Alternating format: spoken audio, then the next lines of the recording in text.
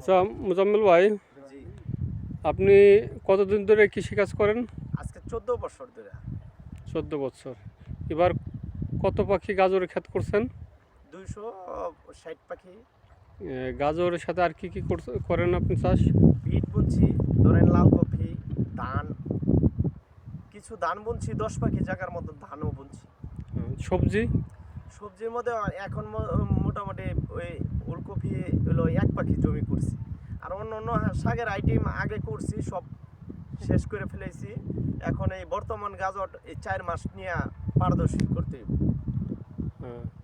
আচ্ছা, কৃষকদের একটা সমস্যা আছে, সেটা হলো আপনার এই যে সিজনের সময় মানে খরচ যা পরিমাণ হয় বিক্রি করতে গিয়ে সেটা পাওয়া যায় না, পত্তা হয় না, মানে লস হয়, ক্ষতি, মানে খরচের টাকাটা বিক্রি করতে গিয়ে উঠানো যায় না অনেক সব সময় না, কখনো কখনো। প্রাকৃতিক দুর্যোগের কারণে কত হ্যাঁ, কত কারণ হলো, সার বীজ অনেক ক্রাইসিসে ফ্লাইটের জন্য এই কৃষকরা অনেক দুর্যোগে পড়ে। সঠিক দাম পাওয়া যায় না বাজারে।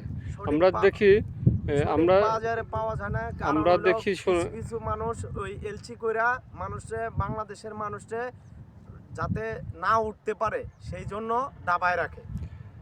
একটা বিষয় আছে, গুরুত্বপূর্ণ বিষয়, সেটা হলো কৃষকরা এদিকে তাদের ন্যায্য মূল্য পায় না, এদিকে আবার বাজারে যখন যায় ক্রেতারা, খুচরা ক্রেতারা, ভোক্তারা, ওরা আবার অনেক উচ্চ মূল্য দিয়ে কিনে। কিন্তু এই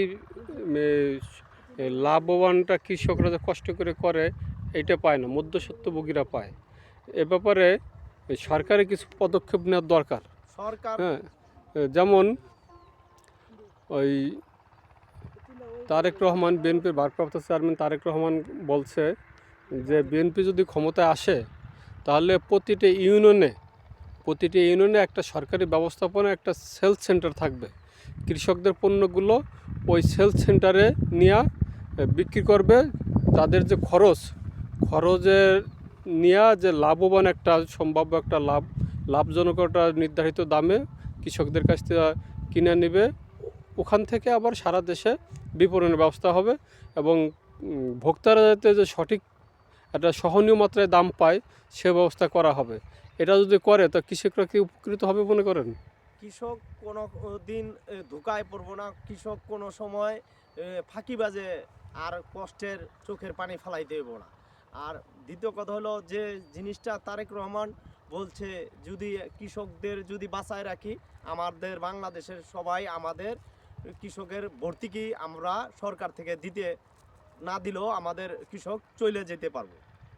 এটা মূল বিষয় হলো যে সঠিক দামটা, আপনি কষ্ট করছেন সারা বছর এবং যদি সঠিক দামটা পান, কিছু পয়সা লাভ করতে পারেন, তাহলে আপনার কৃষি জীবন জীবিকা উন্নত হবে। আর যদি লসে পড়েন প্রতি বছর, তাহলে এই জন্য তারেক রহমান বলছে বিএনপি ক্ষমতা আসলে নির্ধারিত মূল্যে কৃষকদের কাছ থেকে পণ্য কিনে নেওয়া হবে, যাতে তারা ক্ষতিগ্রস্ত না হয়। আমাদের তারেক রহমান যদি, আমাদের অ্যাক্টিং চেয়ারম্যান যদি এই বাংলাদেশে যখন আসে, তখন কৃষকের যদি সহানুভূতি হইয়া যদি দেখে যে আমাদের দেশে কৃষকদের জমি এই ভরট কইরা যদি ক্ষতিগ্রস্ত করে ফেলায়, আমাদের কৃষকরা তো ফলন করতে পারবো না, অন্য দেশে থেকে রপ্তানি করে আইনা আমাদের জনগণকে খাওয়াইতে হবে।